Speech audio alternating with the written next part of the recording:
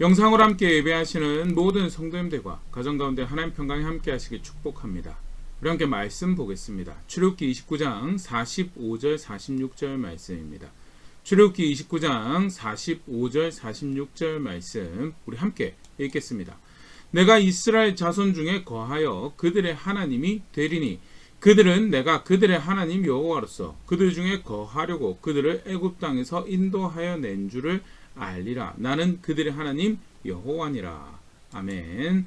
하나님께서 모세를 통해서 백성에게 성막을 만들도록 하시면서 그것이 가지는 의미에 대해서 간단하게 소개하고 있는 그런 말씀인데요. 오늘 모세를 산에 불러들이셔서 성막을 주셨던 그 사건 함께 살펴보면서 또 우리가 살아야 될 신앙에 대해서 함께 생각해보는 시간 가지도록 하겠습니다. 지난 시간까지 살펴본 간단히 다시 복습을 해보면요.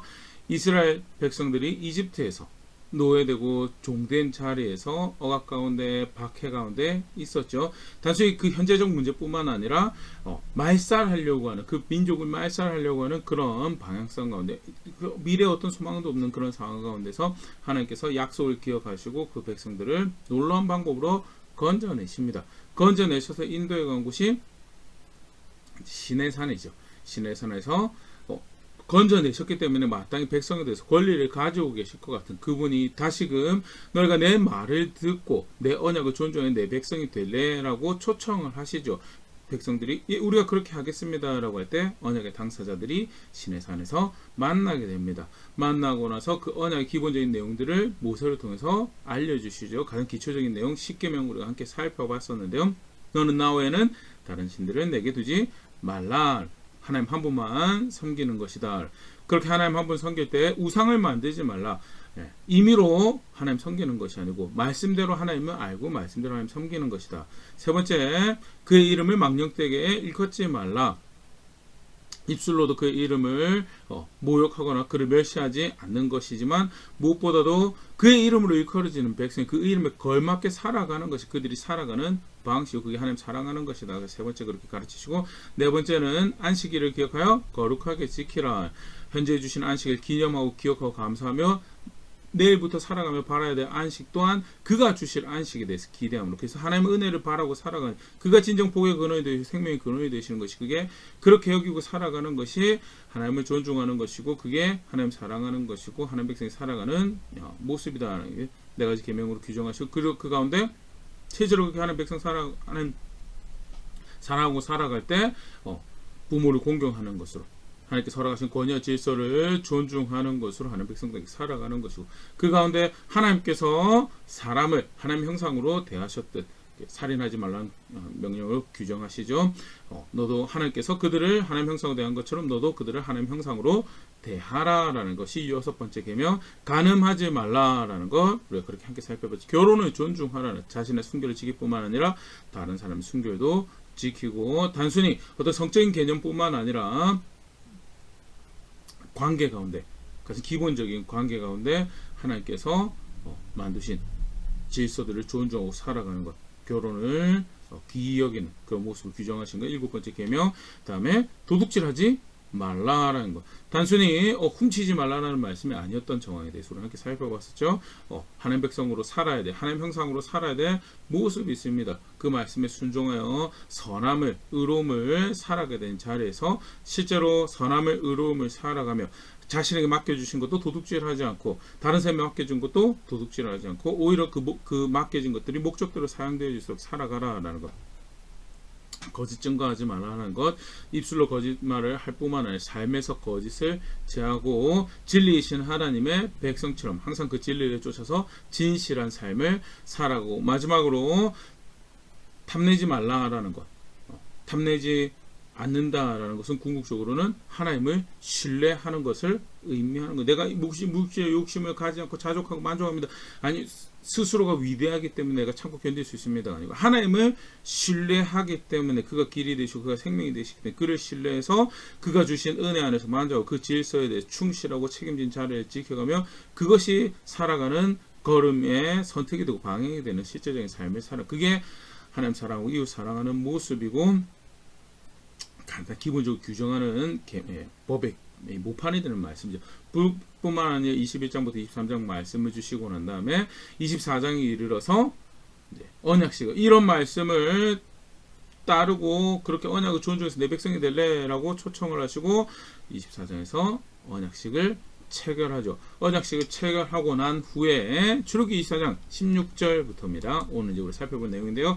여호와의 영광이 시내산 위에 머무르고 구름이 엿새 동안 산을 가리더니 일곱째 날에 여호와께서 구름 가운데서 모세를 부르시니라 하면서 언약식 있고 난 다음에 하나님께서 일곱째 날에 모세를 부르십니다. 17절 산 위에 여호와의 영광이 이스라엘 자손의 눈에 맹렬한 불같이 보였고 하는 놀라운 모습으로 임재해 계시는 그런 장관 가운데 하나님께서 모세를 초청하시고 18절 모세는 구름 속으로 들어가서 산 위에 올랐으며 모세가 40일 40야를 산에 있으니 40일 동안 산에 머물면서 하나님께서 가르치신 규례를 봤죠. 그러면서 주시는 대표적인 규례가 뭐였냐면 성막을 주십니다. 성막뿐만 아니라 안식일에 대해서 다시 확인하고 제사장의 아론과 그의 가족들을 제사장 삼아서 그들의 복색을 규정하시고 그런 정황들이 출애굽기 25장부터 31장까지 쭉 소개가 되어지고 있는데요. 오늘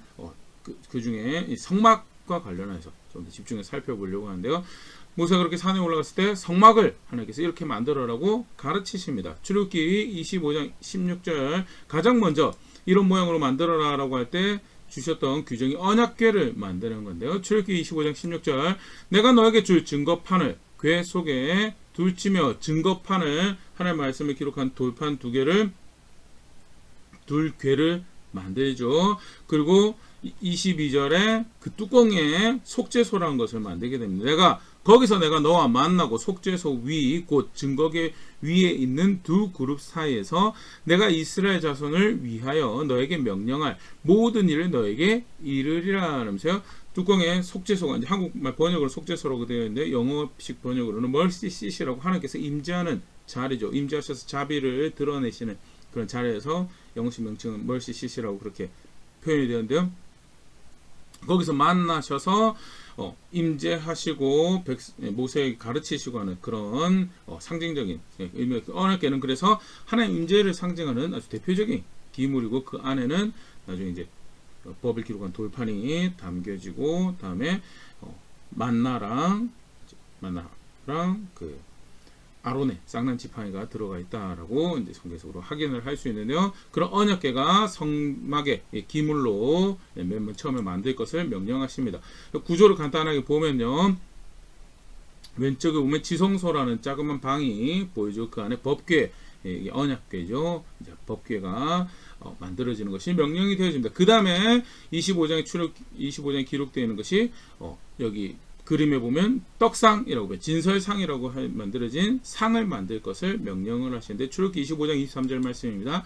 너는 조각목으로 상을 만들되 길이는 2규빗, 너비는 1규빗, 높이는 1규빗 반이 되게 하고 하면서요. 상을 만드는데 무슨 목적의 상이냐? 상 위에 진설병을 두어 항상 내 앞에 있게 할지는 대표적으로 진설병이라고 하는 빵을 만들어서 12개를 만들어서 올려두는 그런 상이 우리 아까 봤던 그림 다시 보면 지성소 옆에 있는 소위 이제 성소라고 일컬어지는 방에 이제 만들어지는 그 기물이 성경에서 가르쳐지고 있고 그렇게 만들라라고 명령이 되어 있습니다. 무엇을 의미하는가? 떡상 상 위에 올라온 떡처럼 하나님께서 하나님 백성의 공급자가 되시는 것에 대해서 거룩한 소위 말하는 지성소가 거룩한 곳에 하나님이 임하셔서 백성에게 은혜를 베푸시는 한 모습으로 하나님이 어떤 분이신가에 드러내는 기물로 이제 만들어진 것이 이제 떡상이고요. 그 다음에 또 성경에서 하나님께서 이 성막의 기물로 만들라라고 하신 물건이 등잔대, 촛대라고 하기도 하는데요. 출애굽기 25장 31절 말씀입니다. 너는 순금으로 등잔대를 쳐 만들되 그 밑판과 줄기와 장과 꽃받침과 꽃을 한 덩이로 연결하고 이제 금으로 등잔대를 만듭니다. 촛대를 만드는 거죠.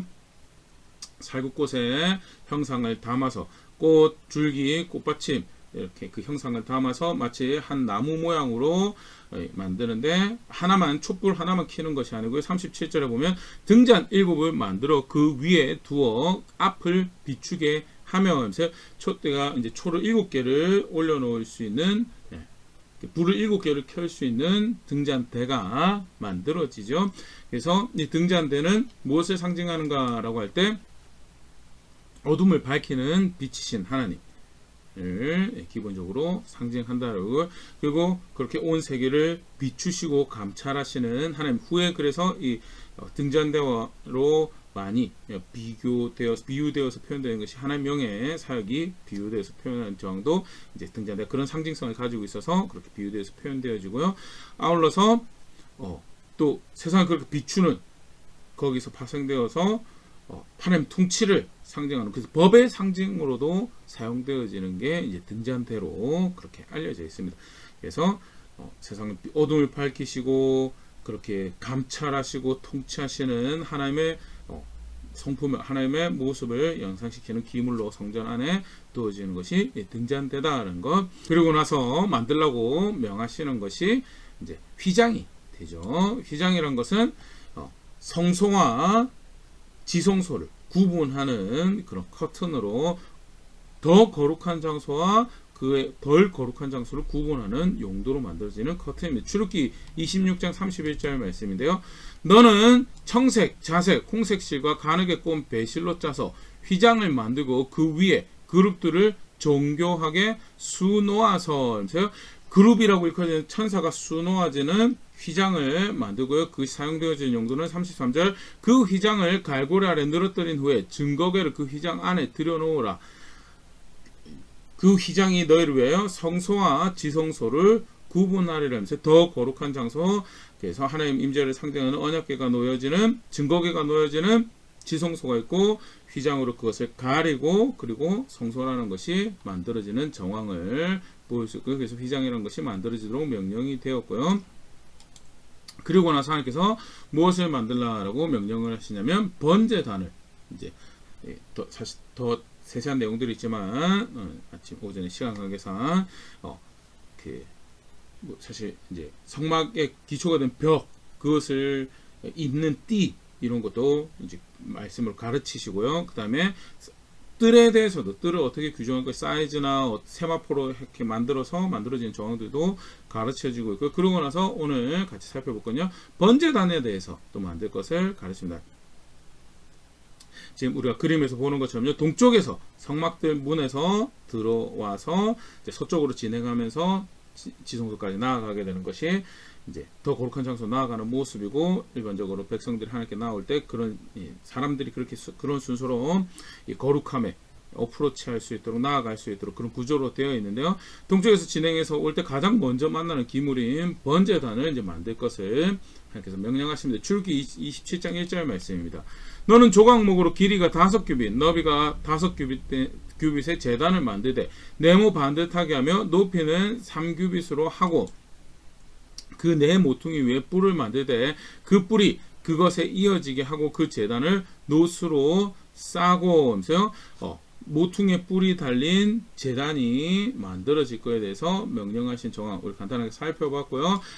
만들어서 그 위에서 제물을 태우는 그런 일들이죠. 제사에 따라서 다양한 규례들이 이제 레위기가 좀 더 자세하게 가르쳐지는데요. 그런 제물들이 드려지고 그 제물들을 받으셔서 백성을 받으시는 모양이 연출되어지는 것이 번제단이죠. 그래서 속죄가 발생하고 헌신이 받아들여지는 그런 모습들이, 그렇게 받으시는 하나님의 모습이 연상되어진 게 번제단의 모습이고요. 그 다음에 하나님께서 만들라고 명령하셨던 것이 이제 여러 가지 다양한 것들이 소개되어지고 있는데요. 오늘 같이 볼 거예요. 성막의 기물로 우리가 보일 수 있는 게 분향단에 대해서 명령을 하십니다. 성소 안에 휘장 바로 바깥쪽에 위치하게 된 분향단이 있는데요. 제단이, 그러니까 성막 안에는 제단이 2개가 있죠. 그래서 번제단이 있고 향단이, 향을 올려드리는 향단이 있는데, 출애굽기 30장 1절 말씀입니다. 너는 분향할 제단을 만들지니 곧 조각목으로 만들되 향을 올려드리는 단인데요. 2절 길이가 1규빗, 너비가 1규빗으로 네모가 반듯하게 하고 높이는 2규빗으로 하여 뿔을 그것과 이어지게 하고, 여기도 마찬가지로 목퉁이 뿔이 만들어지는 정황들도 보일 수가 있고요. 분향단은 무엇을 의미하는가라고 할 때 번제단과 마찬가지로 향을 올려드리는데 번제단을 지나서 거룩 속죄하고 깨끗하게 해서 성소 안에 나온 저희 하나님의 어떠하시면 맞닥뜨린 제사장들이 향을 올려드리는, 백성의 고백을 올려드리고 그 백성의 고백을 받으시는 그런 모습으로 성소 안에서 거룩하신 하나님의 그 하나님의 어떠하시면 나타내어지는 모습으로 있는 기물이 이제 분향단이고요. 그래서 매일매일 정기적으로 향이 드려지도록, 특별히 이제 향이 어떤 향을 만들어야 되는지도 규례를 주셔서 규례대로 하나님 앞에 그렇게 고백을 올려드릴 수 있도록, 또 그것을 하나님께서 받으시는 그런 모습으로 기물이 만들어진 게 분향단이다라는 것. 이제 마지막 오늘 또 우리가 이렇게 성막에서 우리 볼 수 있는 기물로 하나 같이 보려고 하는 게 물두멍이라는 게 만들어집니다. 번제단하고 성소에 들어가기 앞서서 물두멍이라는 것이 두어지는데, 이거 뭐냐 할 때 물을 모아두는 일종의 그릇이죠. 출애굽기 30장 18절 말씀입니다. 너는 물두멍을 노수로 만들고 그 받침도 노수로 만들어 씻게 하되 그것을 회막과 제단 사이에 두고 그 속에 물을 담으라 하면서, 회막과 제단 사이에 두고 물이 담기는 그릇이 있어서 뭐하는 용도나. 20절 그들이 회막에 들어갈 때 물로 씻어 죽기를 면할 것이요 제단에 가까이 가서 그 직분을 행하여 여호와 앞에 화제를 사를 때에도 그리할지니라 하면서요, 씻는다는 정결의 의미를 가지고 있으면서요, 그래서 실제로 제사에 참여하는 일반적으로는 사실 이제 제사장들이 더 거룩한 장소로 나아갈 때 씻음을 스스로를 정결하게 해서 하나님 영광에 나아갈 때 죽는 것을 면하는, 정결하게 하는 그런 수단으로 사용할 수 있는 거고요. 하나님 얼마나 거룩하신 분인지를 사실은 또 나타내는, 드러내는 또 다른 기물이기도 하죠. 그래서 그림을 한번 더 보며 성당 기물 확인을 해보면요, 가장 깊숙한 방에, 서쪽에 가장 깊숙한 방에 가장 거룩하다라고 여기서 하나님 임재를 상징하는 언약궤가 거기에 두어지게 되고요. 휘장으로 그것이 가려지고, 그리고 그 앞에 또 다른 기물들이 분향단, 떡상, 등잔대가 이제 놓여지게 되죠. 그 장소를 성소라고 구분해서 이름 지어주는 거 우리 좀 전에 말씀으로 봤었고요.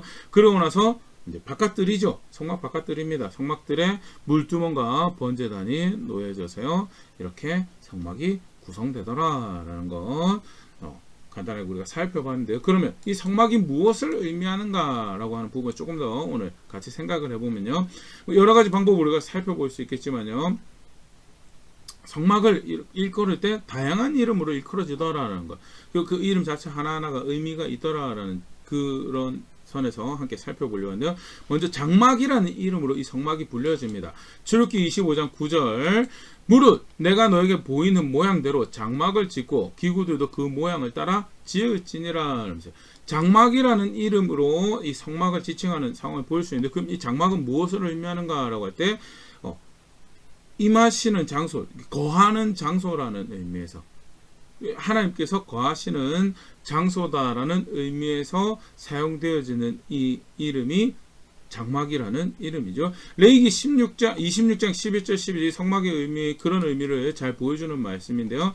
내가 내 성막을 너희 중에 세우리니 내 마음이 너희를 싫어하지 아니할 것이며, 사실은 타락한 백성, 타락한 아담의 후예로서 늘 거룩하신 하나님의 심판의 대상이 되지만 언약 백성으로 삼으시고 그 은혜 안에서 성막을 너희 중에 세우겠다라는 것을 말씀하시는데, 그 성막이 세워진 것이 무엇을 의미하냐. 12절 나는 너희 중에 행하여 너의 하나님이 되고 너희는 내 백성이 될 것이냐. 이 성막이 의미하는 것은 함께 하시는 하나님 백성 가운데 행하시는 하나님이시다라는 것을 의미하는 것이다. 그런 측면에서 장막이라는 이름으로 불려지더라는, 오늘 우리가 읽었던 요절 말씀도 사실은 이와 이런 의미를 부각하는 성막에 대한 이해를 담고 있죠. 출애굽기 29장 45절 46절 다시 보면요, 내가 이스라엘 자손 중에 거하여 그들의 하나님이 되리니. 29장 45절 같은 경우는 성막에 대해서 쭉 규정을 말씀하신 중에 말씀하신 부분이고요.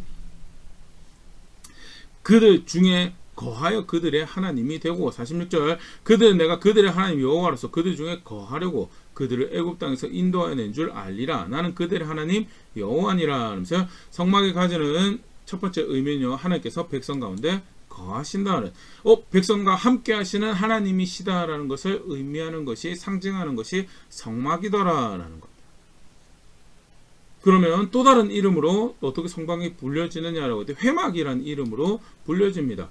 출애굽기 29장 42절 이는 너희가 대대로 여호와 앞 회막문에서 늘 드릴 번제라. 내가 거기서 너희와 만나고 너에게 말하리라. 하면서요, 회막문이라는 건 성막문을, 그래서 아까 성막문 바로 지나면 번제단이 있었죠. 거기서 늘 번제에 대해서 말했는데 그 성막을 뭐라고 이야기하냐면요, 회막이라고. 회막은 만남의 장소라는 의미를 가진 이름입니다. 텐트 오브 미팅이다라고 이야기하기도 하는데요. 만남의 장소다.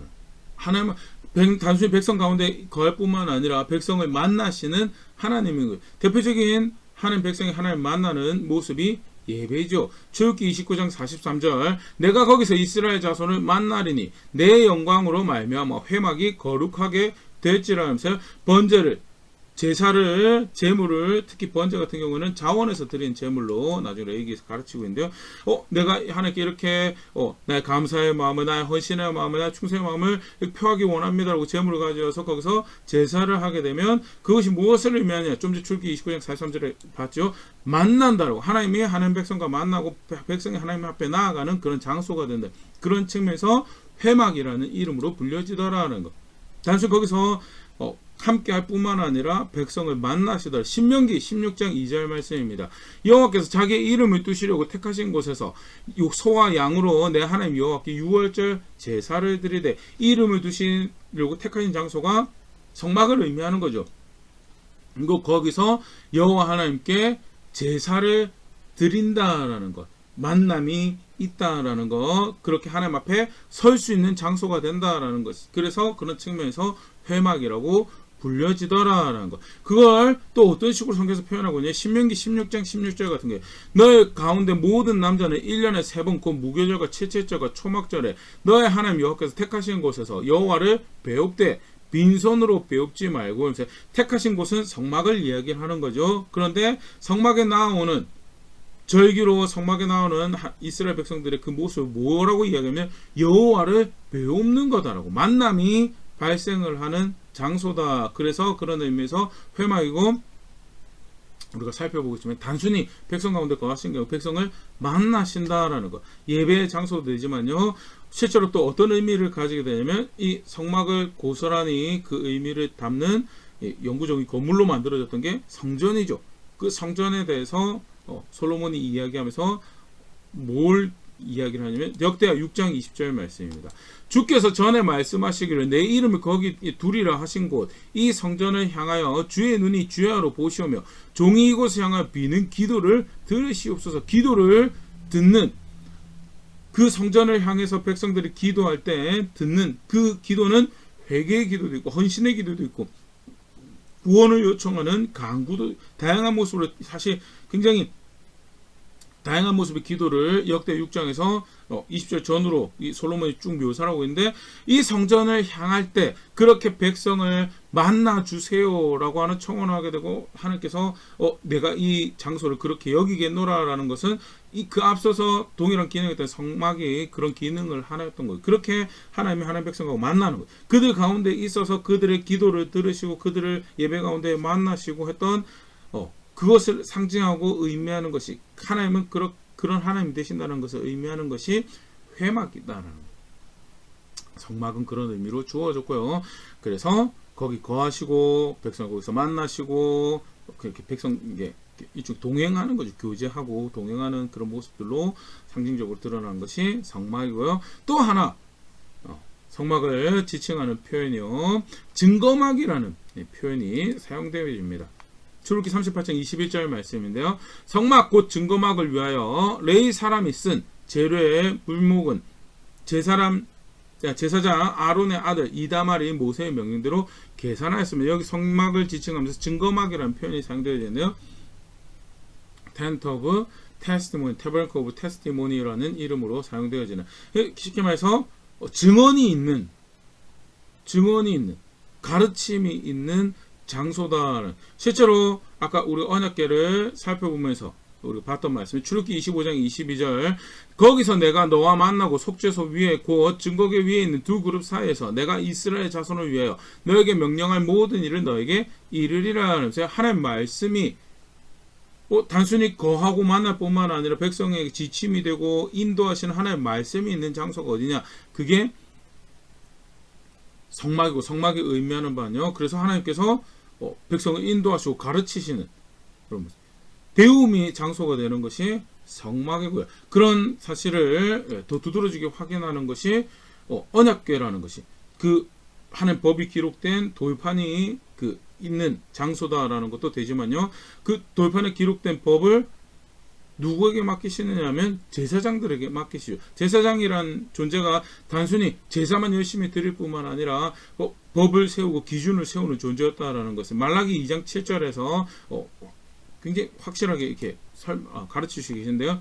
말라기 2장 7절, 제사장의 입술은 지식을 지켜야 하겠고 사람들은 그의 입에서 율법을 구하게 되어야 할 것이니 제사장은 만군의 여호와의 사자가 됨이거늘. 하면서 제사장이 법을, 지식을 지켜 그 입이 율법을, 사람들이 그 입에서 율법을 발견하고, 근데 제사장이 거하고 주로 사역하는 장소가 증거막이고, 그래서 모였을 때 법을 배우고 모였을 때 법을 확인하고 기준을 확인하는 일들이 있는 곳이 증거막이고, 그것은 증거막 이름에서도 확인되고 그들의 사역에서 확인되어지고, 그것은 무엇을 의미하냐? 함께 하시는 하나님이 단순히 함께 하시는 것이 아니고 함께 하셔서 기준이 무엇인지, 법이 무엇인지, 살아야 될 모습이 무엇인지 확인하고 가르치시는 그 일을 하시더라라는, 그것이 이미 주신 율법 가운데 확인이 되어지는 정황이고요. 그리고 성막은 그런 하나님을 상징하는 장소였다라는 것. 마지막으로 하나 더, 성막을 지칭한 표현을 하나 더 보면요, 출애굽기 25장 8절에 등장하는 표현입니다. 내가 그들 중에 거할 성소를 그들이 나를 위하여 짓되. 그래서 모세에게 성막을 지을 것을 말씀하시죠. 여기서 말하는 성소는 지성소와 구별되는 성소가 아니고요, 성막 전체를 일컫는 표현으로 성소란 거룩한 곳이라는 표현이 사용되어지고 하나님께서 그렇게 지칭을 하죠. 거룩한 곳이다, 구별된 장소다라는 거예요. 심지어 얼마나 백성 가운데 주신 장소인데 얼마나 심각하게 구별된 장소냐면요, 민수기 1장 51절 말씀입니다. 성막을 운반할 때는 레위인이 그것을 걷고 성막을 세울 때는 레위인이 그것을 세울 것이요 외인이 가까이 오면 죽일지며. 하면서 책임 맡은 사람들은 레위인이 그것을 보존하고 지키고 핸들하고 거기 사역하고, 그 외에 사람들이 가까이 오면 어떻게 하고요? 죽이라고. 그 외에 사람들이 가까이 오면 그렇게 구별된 장소다. 자칫 잘못하면 사람들이 죽을 수 있는 장소가 성막이었고, 그것을 잘 보여준 표현이 성소다는, 그렇게 거룩함을 담아내는 장소다는. 그런데 이 관련해서 조금 더 보면요, 그런 위험한 장소 같으면 우리식으로 치면 어디다 둘까요? 마을 한가운데 두지 않겠죠. 마을 경계 넘어서 둔다든지, 아니면 굳이 마을 안에 두어야 된다면 마을 경계에 되는 그런 장소에 두어서 가능한 한 사람들이 그 근처에 가지 않도록 하는 것이 사실은 그런 가까이 가면 죽을 수 있는 그런 장소에 대한 일반적인 처리하는 방법일 텐데요. 그런데 그 성막을 어디에 두느냐? 민수기 2장 2절 보면요, 이스라엘 자손은 각각 자기 진영의 군기와 자기 조상의 가문의 기옥에 진을 치되 회막을 향하여 사방으로 치라라는, 회막을 중심으로 해서 사방으로 치면서, 아까 지금 성소라는 개념에서 거룩한 장소를 중심으로, 가까이 가면 죽어요. 그래서 민수기 이 진을 치는 장면에서 그 회막에, 이 성막에 가장 가까이에는 레위인들이 진을 쳐서, 소위 말하는 다른 이스라엘 사람들이 함부로 그것을 하지 못해도 그렇게 죽임당하는 일이 없도록 그렇게 하나님께서 명령을 할 만큼 구별된 장소예요. 그럼에도 불구하고 그것을 중심으로 하라는 것은, 거룩한 장소를 중심으로, 하나님 임재를 상징하는 하나님 중심으로라는 것도 있지만, 그 하나님은 어떤 분이세요? 거룩한 분이세요. 그래서 번제단으로 속죄하고 물두멍으로 씻고, 그래도 제한된 사람들만이 더 거룩한 장소로 나아갈 만큼 거룩함을 상징하는 장소고 거룩함을 그런데 이스라엘 백성들이 그 거룩함을 중심으로 살아가도록 하면서 결국 뭐라고 명령하시냐면 내가 거룩하니 너희도 거룩하라라고. 레위기 11장 45절. 나는 너의 하나님이 되려고 너희를 애굽 땅에서 인도하여 낸 여호와라. 내가 거룩하니 너희도 거룩하. 그 거룩하신 하나님이 함께 하시겠다고 한 백성이고 그들 가운데 거하시겠다고 했으니까 너희도 거룩하라라는 것이 단순히 이 명령이 그냥 따로 주어지는 것이 아니고요. 이러한 이해 담고 있는 것이고 그것을 상징하는 기물이 뭐냐? 그게 성막이었다. 레위기 20장 26절 같은 경우에도 너희는 나에게 거룩할지어다. 이는 나 여호와가 거룩하고 내가 또 너희를 나의 소유로 삼으려고 너희를 만민 중에서 구별하였음이니라 하면서요. 그래서 거룩한 백성, 거룩함을 중심으로 한 거룩한 백성이고 그 하나님은 그렇게 거룩하신 분. 그래서 백성이 거룩한 것이 무엇인지 드러내는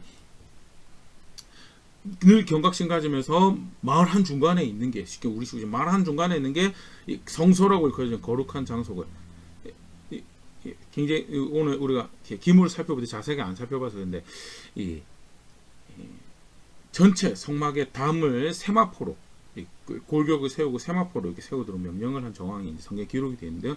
세마포 담의 담장의 높이가 한 2.2m 우리 도량으로 하면 1.2m 정도 되는 높이라고 학자들이 추정을 합니다.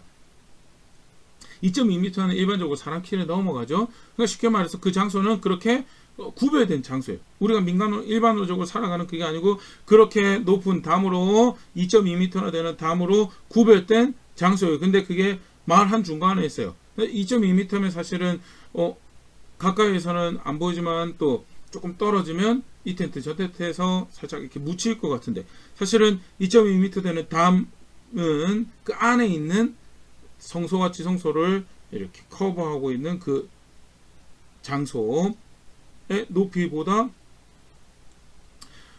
약 50cm 정도 우리식으로 치면요. 약 50cm 정도 낮은 모양이고요. 그래서 사실은 싹 이렇게 떨어지면 그 담 위로 뭐가 보이는 거예요. 계속 이 거룩한 장소에 그 뚜껑이 사방에서 그 백성들이 어느 높이에서 하든지 이렇게 싹 보이는 그런 구조로 이스라엘 백성들이 진이 만들어지고 그렇게 장소가 되어지고 그걸 이렇게 보일 수 있도록 사방에서 보일 수 있도록 그게 한 중간에 놓여져 있고요.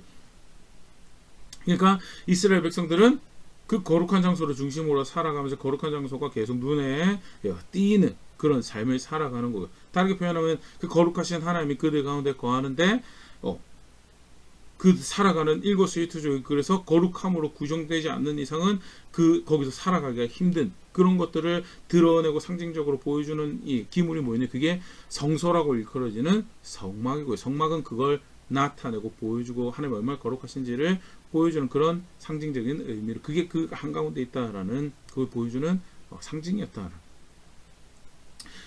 오버롤 가장 대표적인 의미는 백성 가운데 거하신다는 근데 단순히 백성 가운데 거하니까 거기서 만나고 거기서 가르치시고 이게 거룩한 거다라고 기준 이게 그리고 너희 중심에 있어야 된다라고 그것을 깃발을 꽂으시면서 이렇게 그런 기능을 하는 이 장소가 성막이었다라는 것 기억할 수 있으면 좋을 거고 그러면 이게 오늘 우리랑 무슨 관련이 있는가 한 두 가지로 생각을 해볼 수 있는 첫 번째 사실 백성 가운데 거하셔서 함께하는 백성이다라고 하시는 것은 이스라엘 백성에서 끝나지 않으셨어요. 예수님 안에서 새 언약의 백성을 만들어 가시는데 그 새 언약 백성 어떤 백성이냐 하나님과 함께하는 백성이다라는 것. 사실 신약성경 여러 가지 표현을 우리가 볼 수 있는데요. 고린도전서 6장 19절 말씀입니다. 너희 몸은 너희가 하나님께로부터 받은 바 너희 가운데 계신 성령의 전인 줄 알지 못하냐. 너희는 너희 자신의 것이 아니라 하면서요. 하나님의 영이 거하시는 전이다라고 장소다 성전이다라고 표현되어지는 것이 개개인의 성도라고 예수 그리스도를 믿어서 언약 백성이 된 그들은 그렇게 하나님과 함께하는 백성이 되었고 성령께서 함께 하신다라는 것이 무엇을 의미하는 건가? 함께하는 백성이 되었다라는 것. 어떻게 보면 예수 그리스도 안에서 새 언약의 백성을 만드시는 것을 예고하는 그림자 또 예고편과 같은 것이 오늘 우리가 살펴보고 있는 백성 가운데 성막을 두셨다는, 성막을 그렇게 허락하셨다라는 거고요. 실제로 그 완성본은 이제 성령 하나님과 함께하는 백성, 예수 그리스도는 성령 하나님과 함께하는 백성이 되었다라는 것. 놀라운 은혜의 표현이, 거기서 그 전지 하늘과 땅을 창조하신 전지전능하신 하나님하고 우리의 기도가 그에게 상달이 되어지고 우리 예배가 그에게 상달이 되어지고 그의 가르침에 그 생명의 길을 우리가 받을 수 있고 하는 그런 상호작용이 있으면서 그렇게 하나님과 동행하는 그런 백성이 되어지고 놀라운 은혜의 표현, 굉장히 사실 감사와 감격의 제목이 되어지는 것이 사실 오늘 우리가 살펴본 성막을 두셨다는, 사실 예수 그리스도 안에서 어떻게 보면 어떤 시절이건 어떤 시대건 어떤 문화건 보편적으로 누리는 은혜이기 때문에 예전에 비하면 그 특수성이 조금 그 뉘앙스에 좀 반감된 그런 게 없지 않아 있지 않은가 생각되어지는데요. 그 사실 오늘 우리가 살펴봤던 신의 산에서 성막을 받고 이제 그 이후에 이제 만들게 되어진 그런 장면을 생각을 해보면요, 온 지구상에서 하나님과 함께 한다라는 것을 그 상징하는 기물을 받았던 백성들은요, 이 백성들밖에 없었어요. 온 지구상에서 그 하나님을 그렇게 향할 수 있고 그 우리의 기도가 그렇게 들려질 수 있고 그런 보증이 되는 상징을 받은 것도 이 백성밖에 없어요. 그의 가르침이 있다라는 장소를 가진 것도 그 백성밖에 없고, 그리고 우리는 그렇게 거룩함을 중심으로 세상에서 말하는 신령한 거룩함, 임의로 사람들이 만드는 그거 말고 그 하늘로부터 내려온 거룩함이 뭔가에 대해서 그걸 중심으로 살아갈 수 있는 그런 은혜를 누리는 것도 이 백성, 성막은 사실 놀라운 은혜를 상징하는 거고, 다시 보면 하나님 함께 한다는 그런 놀라운 은혜를 상징하는 거고, 예수 그리스도 안에서 성령께서 우리와 함께 하고 계셔서 하나님 함께하는 백성이 되었다라는 것을 그 백성이 되었다는 것도 동일한 놀라운 은혜를 상징하고 있다는 것. 정말 큰 감사의 제목이고 감격의 제목이고 그 하나님에서 열정을 품을 수 있는 동기가 되는 그런 이해고, 하나님 백성이 된다라는 것은 함께하는 백성이 된다라는 것을 의미하는 것이다라는 것. 꼭 기억할 수 있으면 좋을 것. 두 번째, 그러면 사실 오늘 본문 안에서 우리 간략하게 살펴봤는데요.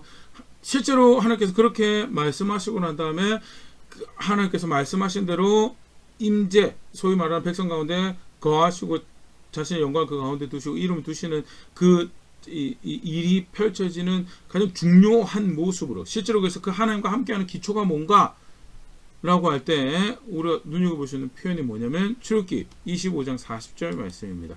너는 삼가 이 산에서 너에게 보인 양식대로 할지니라.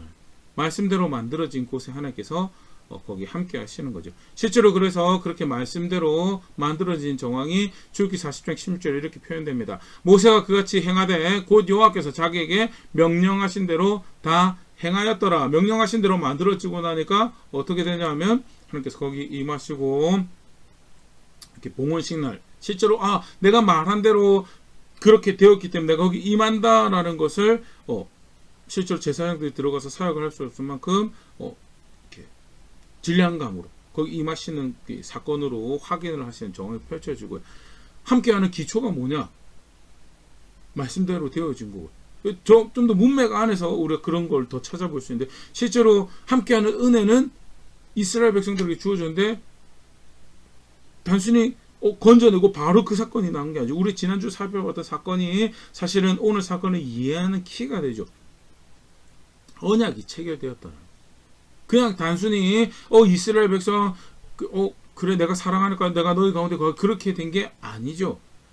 출애굽기 19장 5절 말씀입니다. 세계가 다 나에게 속하였나니 너희가 내 말을 잘 듣고 내 언약을 지키면 너희는 내 모든 민족 중에서 내 소유가 되겠고, 하면서 내 말을 잘 듣고 내 언약을 존중하면 지키면 내 백성이 되겠다. 그렇게 할래? 예, 우리가 그렇게 하겠습니다. 언약식이 체결이 되고요. 언약식이 체결이 돼서 내 소유가 되었기 때문에 내가 함께 하겠다라고 하는 거고, 다르게 표현하면 함께하는 백성의 기초에는요, 말씀대로 만들어진 것, 말씀대로 언약 백성이 된 것이 있어서 그게 함께하는 은혜가 주어지더라는 것. 이걸 반대 모습으로 살펴볼 수 있는 게요, 실제로 나중에 이제 이 성막의 연장선에 있는 함께하는 백성이다라는, 함께하는 하나님이다라는 걸 상징하는 이 성막의 연장선에 있는 성전이란 것이 솔로몬을 통해서 만들어지고 주어졌을 때 하나님께서 솔로몬에게 하셨다는 말씀입니다. 역대하 7장 19절 20절 말씀입니다.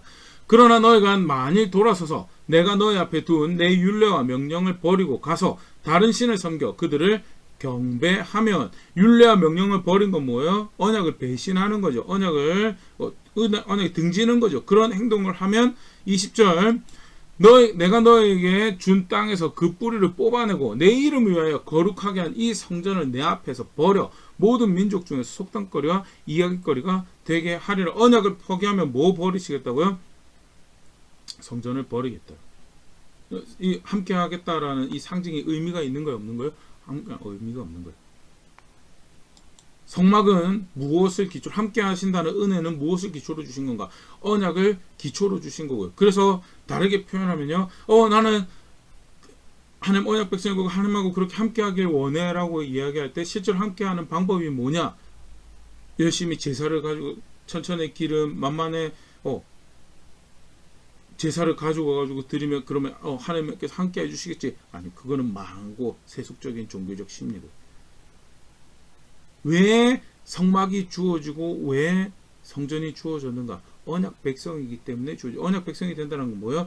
내 말을 잘 하나님 말씀 순종하고 하나님 언약 존중해서 다른 신 나에게 없습니다. 말씀을 따라서 하나님 알고 말씀 따라서 하나님 섬깁니다. 그 이름에 걸맞는 거룩한 하나님 이름에 걸맞는 거룩한 백성으로 살아갈 것이고, 그 하나님이 나의 안식의 근원이시고 나의 은혜 근원, 나의 복의 근원이십니다. 그렇게 살아가며 하나님께 세우신 권위와 질서 존중하고 결혼을 귀히 여기며 맡겨주신 것에 신실하게 청지기 삶을 살아가고 항상 진실하게 하나님 신뢰하면서 살아가는 간단한 모습이면, 그렇게 살아가는 그 백성에게 나는 너의 하나님이다라고 주시는 것이 그게 뭐냐? 그게 하나님 함께하는 은혜고 그게 성막이었고요. 그걸 그 신앙의 이해를 잘 알았던 다윗의 고백이 사실 이런 이해의 정점을 쐐기를 박죠. 시편 24편 3절 4절 말씀. 여호와의 산에 오를 자 누구며 그의 거룩한 곳에 설 자가 누구인가? 다르게 표현하면 누가 하나님하고 함께할 자인가? 함께 언약 백성에게 함께 하시는 은혜를, 함께하는 은혜가 그 은총이 그에게 있을 것이다라고 했는데 실제로 그래서 함께하는 모습이 뭐냐? 4절. 곧 손이 깨끗하며 마음이 청결하며 뜻을 허탄 데 두지 아니하며 거짓 맹세하지 아니하는 자, 하나님 말씀에 따라서 자신의 행동을 바르게 하고 마음을 바르게 하고 살아가는 방향을 바르게 하며 그 삶의 일체 거짓이면 진실함을 살아가는 그가 하나님과 함께하는 자고. 그게 결국 사실은 말씀대로 살아갈 때, 그 언약 백성 신실한 자기 자리를 책임지고 살아갈 때 그게 하나님하고 함께하는 자리다. 그 언약의 기초에서 하나님 문제를 상징하는, 내가 함께하겠다. 내가 그리고 너의 예배를 받고 내가 너의 기도를 들을 것이고 내가 너에게 길이 될 것이고 내가 그렇게 길을 일러줄 것이고 그렇게 거룩하신 하나님을 중심으로 살아가는 거룩한 백성으로 만들어 가겠다라고 하신 그 은혜가 언약 백성에게 주어진 은혜다. 꼭 기억할 수 있으면 좋을 것 같습니다. 사실 그래서 신약에도 마찬가지죠. 예수 그리스도를 믿는 하는 백성이 새 언약의 백성들에게 함께하는 백성 하겠다라고 성령 하나님이 함께하신 놀라운 은혜를 주셨어요. 근데 실제로 그 성령 하나님하고 동행하며 하나님하고 함께하고 동행하는 삶은 어떤 삶이에요? 사실 오늘 우리 간단하게 고린도전서 6장 19절 봤는데 그 바로 앞에 나오는 말씀이 음행하지 말라는 거예요. 하나님 임재하시면 다 되니까 임재를 어떻게든 구해라라고, 충만을 구해라라고 그렇게 가르치고 있잖아요. 신약 성경. 절대 실제로 그런 은혜가 언약 백성에게 주어졌다라면 그러면 뭐가 그 언약의 하나님하고 함께하는 그 성령의 하나님과 함께하는 길이냐? 말씀하신 것 순종하는 자리에 있는 거예요. 거룩해야 되는 백성이 그 말씀 쫓아 스스로를 거룩하게 한 자리에 있는 것이, 그게 성령의 전으로 살아가는 그 하나님과 동행하는 마땅함. 그게 아니라면 그거는 구호만 남는 거죠. 그 스스로 더럽히지 말라라고 이야기하는 정황이 그런 이에서 주어지는 거고. 언약 백성이 주신 놀라운 은혜가 성막이었다. 내가 너희와 함께해서 너희 백성이 너희 하나님 되고 너희가 내 백성이 되게 하겠다. 언약 백성이 주어진 약속. 그래서 그 하나님과 함께하는 길도 그 하나님의 은혜를, 그 은총을 누리는 길도 어떤 종교적 예식에 내가 이렇게 임재를 구합니다. 사실은 이렇게 말씀을 보고도요. 이사야 시대 이스라엘 백성들, 예레미야 시대 이스라엘 백성들이 예수님 당시에 바리새인들이 종교적 예식으로 하나님 그들과 함께 할 것처럼 스스로 속였어요. 안 그래요? 근데 그렇지 않아요. 하나님하고 함께 하는 건요, 그의 은총, 그의 은혜를 입는 그 언약 백성으로서 언약의 하나님의 돌보심을 구하는 길은 말씀하신 대로 되는 거고요. 그게 오늘 본문에서 보여준 양식대로 하고 말씀하신 대로 만들, 실제로 거기 하나님 함께 하시더라.